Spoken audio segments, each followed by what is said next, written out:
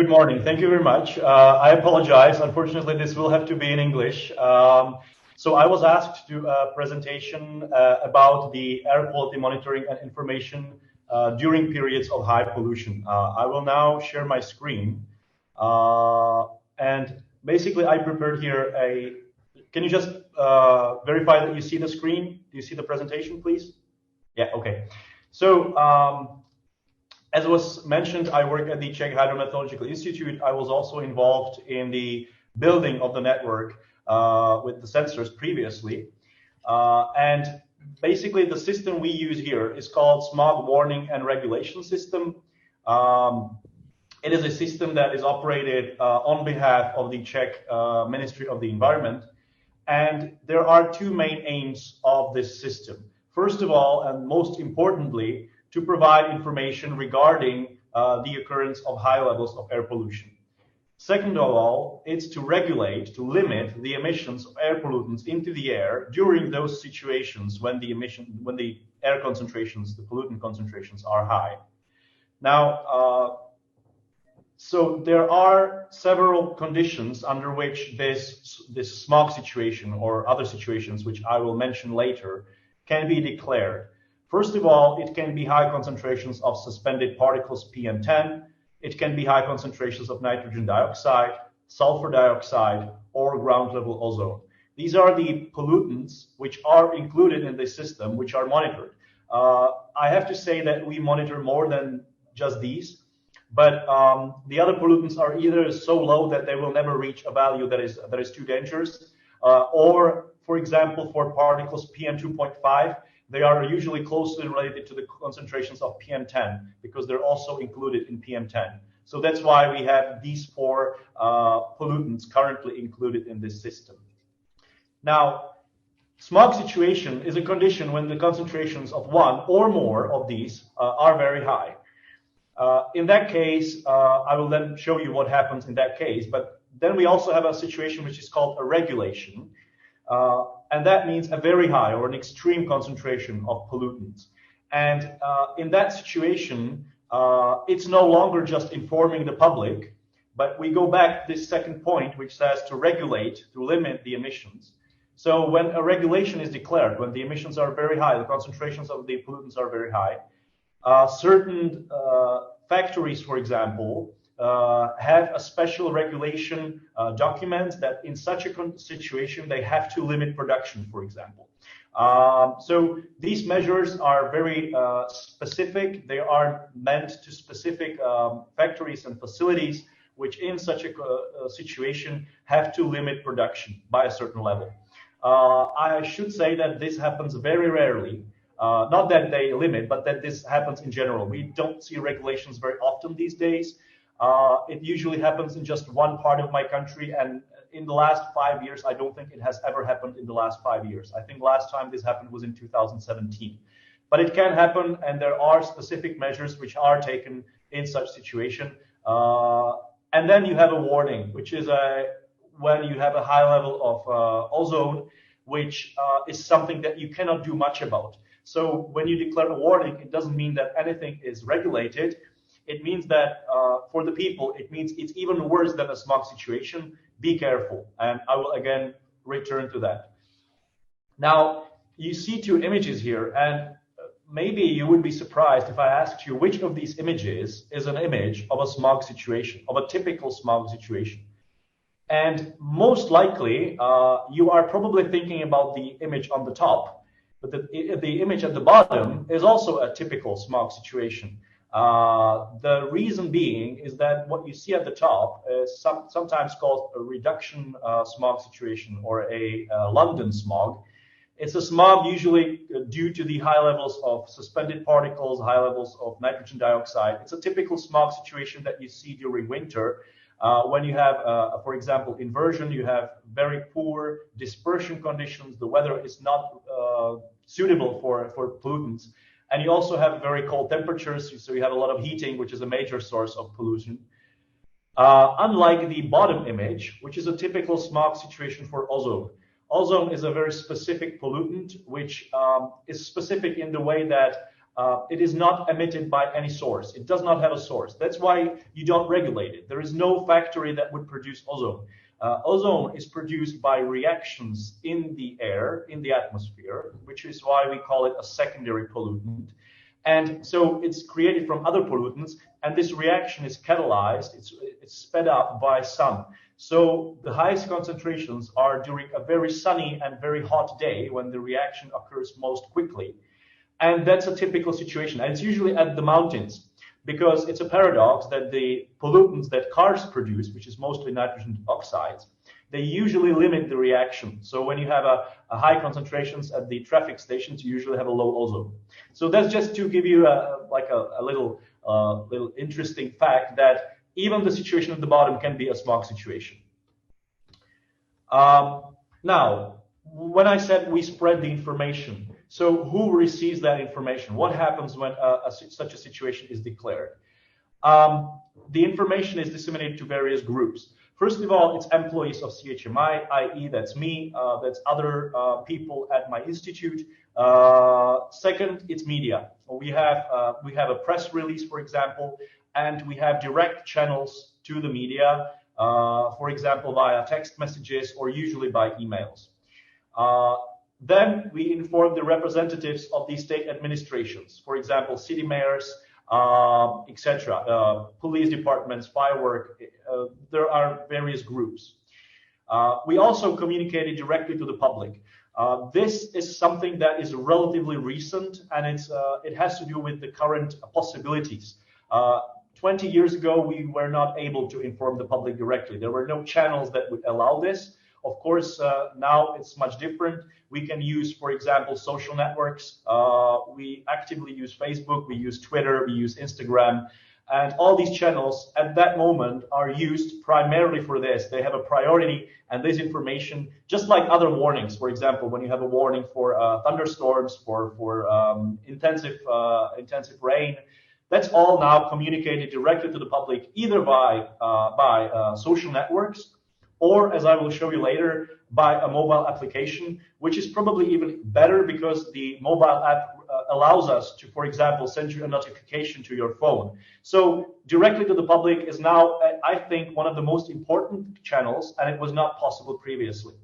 Then the information is also spread to the pollution sources. When I said that they have to limit production, you have to let them know, otherwise they will not do it, of course. And then you also inform the government, you all inform the Czech environmental inspection. What does this information include? There are some major things which it has to include. That is, which pollutant is currently high? Due to which pollutant? What is the reason that we declared this situation? Second, it is what regions are affected.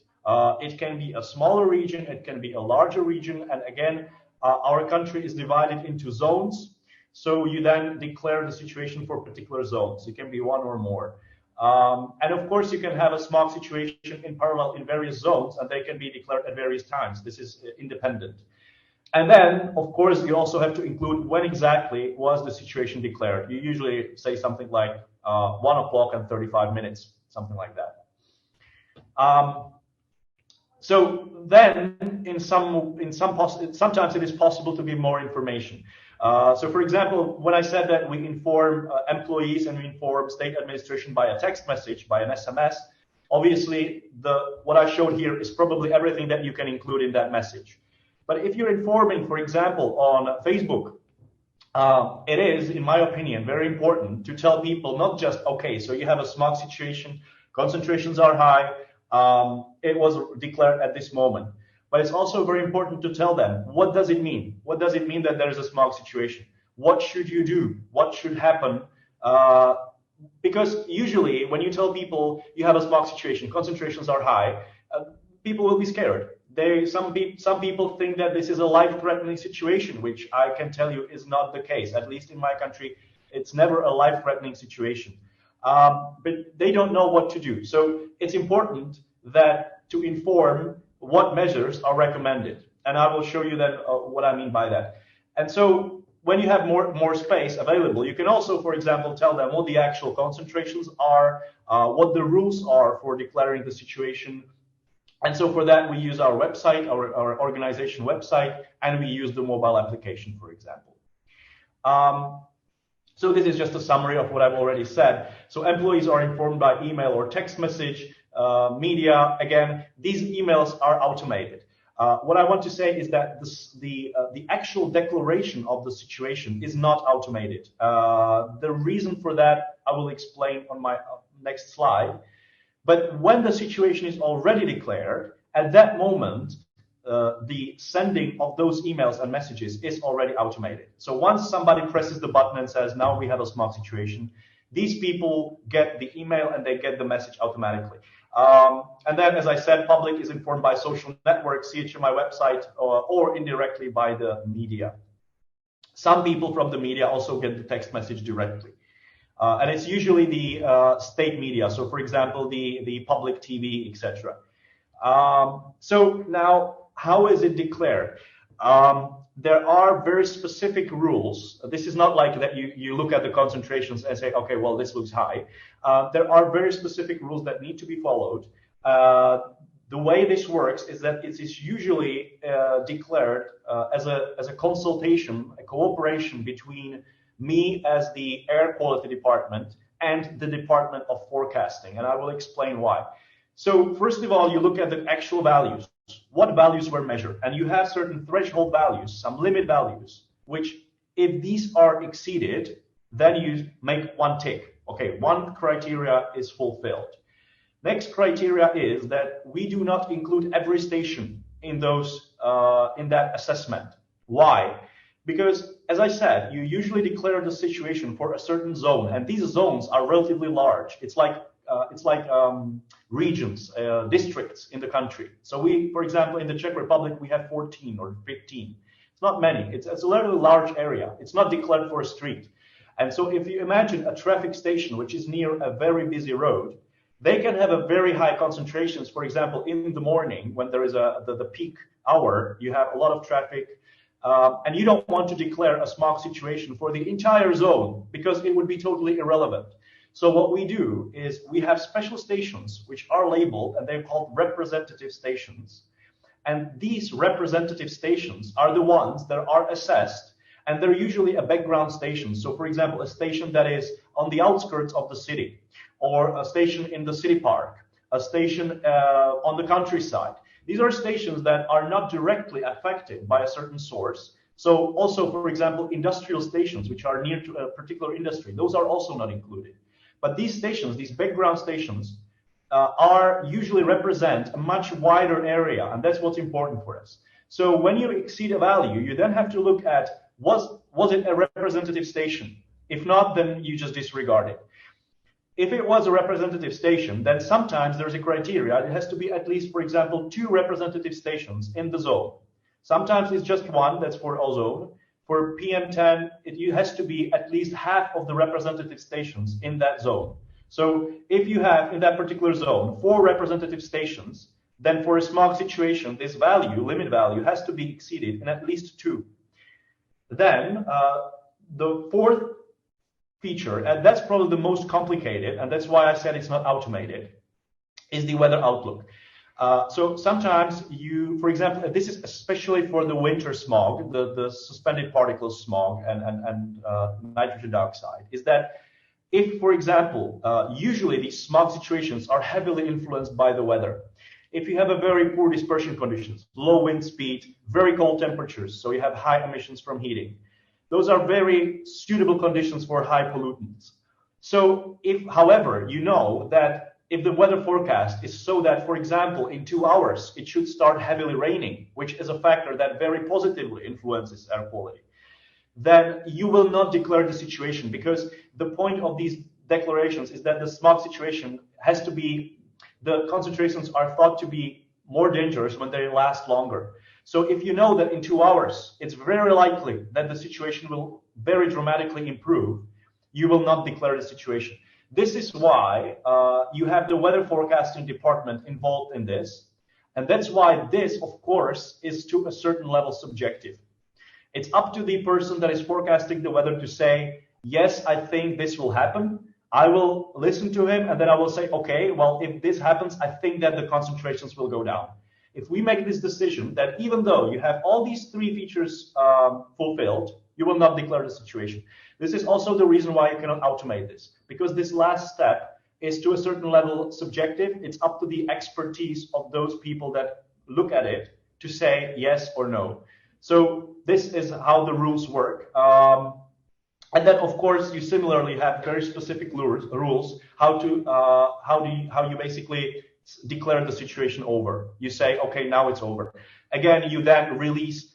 When it's over, you basically do the same thing that you did when you declared it. You send emails, you send text messages to the public, to the media, to the employees, etc. It's over. Because you never know in advance. So you tell them, okay, at 4 o'clock, 26 minutes, the situation was declared over. There is no longer a smog situation or regulation or a warning. That's how it works. So again, there are criteria such as, for example, the concentrations at these representative stations has been lower than the limit value for at least 3 hours, for example. Now, I want to show you, it is unfortunately in Czech, but it's just to show you. First of all, this is the page that basically gives you, we have these zones here, we have the various pollutants. As you can see, everything is now green. We don't have any smog situation or regulation or anything now. If these are the representative stations for the various zones, so you can click through the zones and you see all the stations, you see the concentrations over those last 24 hours. Because what is also interesting that the limit values are usually, for example, set to a 24-hour moving average. It's usually not a 1 hour value. That's only for ozone. So you see the values here and you can exactly see what is happening. So this page is available. And then for Republic, we also use this simplified version where you have all the warnings. This is not just smog situation. You have high temperatures, low temperatures, high winds. You have, for example, a frosting. And then here you have the pollutants, O3, PM10. So if any of these, and this is our zones for air quality are much larger. Those are the bold lines. This is for warning, for example, for thunderstorms, etc. They use even a higher resolution of the zones. And then you can click the zone and it says just that there is no warning currently issued. But you can here look, and you can also look at the text version if there is any warning, which gives you a textual description of what is happening. Now, these are just the images. This is, for example, what the mobile app looks like. So we have two mobile apps. One is the basic one that is for like radar images and forecasts, etc. And for people that are more interested, we have the plus version of the app, which includes, for example, not just air quality, but also, for example, water levels in rivers. And so here you again have this map, which is based on an index. We use something called air quality index. And you have all these stations. Then if you click on the individual station, it gives you the values that were measured for the last hours. And of course, if there is a smog situation, if you allow this app to send you notification, it's of course voluntary, then you will receive a notification to your phone. It will just beep, just like if you get a message from Facebook or whatever. It beeps and it says there was a warning issued. There is a now smog situation in your region. So that is something that is relatively recent, and it's only been possible due to the current advances. One more thing I promised, and I think I'm running out of time, is, again, I'm sorry, but this is in Czech, but I will explain. This is, in my free time, I do these infographics because I think it's very important to inform the public. And this is basically what you should do when there is a smog situation, or in general, what should you do when there are high levels of pollution. So what is important is that you have these sensitive groups, people that are very sensitive and that should particularly pay attention. Usually the concentrations, even under smog situation, do not present a major risk to the general public. But you have these special groups. Who are they? They're children, they are pregnant women, elderly, the older people, people with chronic diseases, especially chronic diseases of the pulmonary tract, the respiration system and cardiovascular system. And of course, the weaker individuals. By that, I mean people that are, for example, acutely ill. So for example, last week I had COVID. Fortunately, I'm okay now. But last week I was sensitive because I had COVID. I had other problems that are acute. So those are the people that should be careful. And what should they do? Well, for example, we recommend to limit physical activity outside. Because when you have a physical activity, you breathe more intensively, you get more air into your lungs, into your system.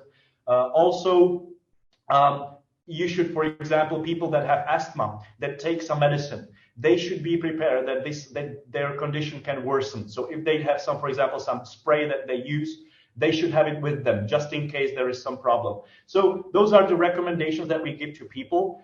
We always emphasize that what is also important to note is that one of my infographics deals with indoor air quality, and I don't have time to deal with that now, but here you have examples of air pollutants in the indoor environment. And very often, even during smog situations, what you breathe inside is much worse than what you have outside.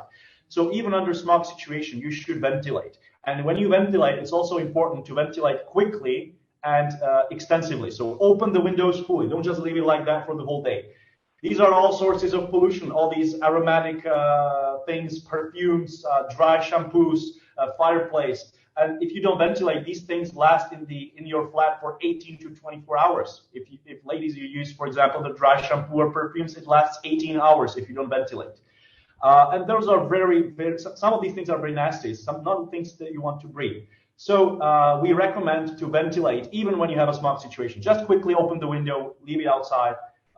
So those are the recommendations. There are some recommendations such as, don't smoke inside, but I think that should be a recommendation that you should take all the time. And then you have these general things that, are for prevention, because it's always better to prevent. So you have a healthy food, you have physical activity, enough of sleep, minimum stress, enough of vitamins, and vaccination. By that, I don't mean COVID. This is not meant to COVID, but it means other diseases that basically make you stronger, your immune system. So that's just for that. Here I just have another graphic, one of my few that talk about the potential health effects of air pollution. As you can see, it affects basically everything: lungs, your mucous membranes, brain, heart, liver, skin, reproductive system, etc., etc. So I think I hopefully covered most of it. It's a very interesting topic. I could talk for hours. But if you have any questions, you can of course ask. And if either in English, or if you cannot, you can maybe put it into the chat, and I will try to translate it online and try to answer.